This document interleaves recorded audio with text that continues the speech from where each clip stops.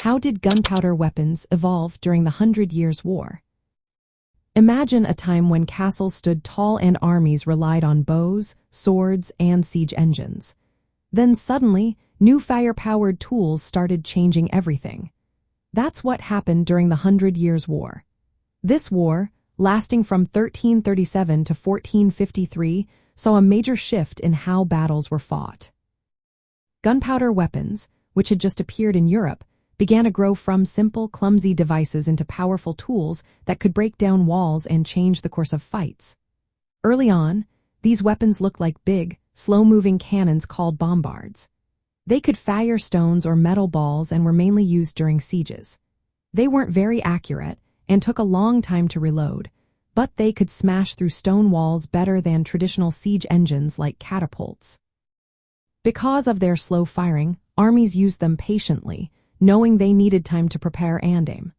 Over the years, these cannons got better. They became more reliable, faster to reload, and more powerful. This meant they could be used not just in sieges but also on open battlefields.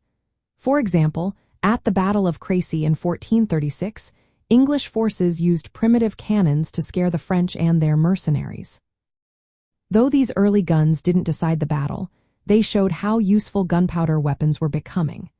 By the time of the Battle of Castillon in 1453, the French used artillery effectively to defeat the English. This was a clear sign that gunpowder weapons had become a key part of warfare. During the war, these weapons moved from being experimental tools to essential parts of military plans.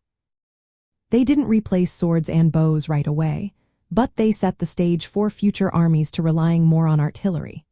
This evolution marked a turning point, transforming medieval fighting into a new style of warfare that focused on firepower and artillery dominance.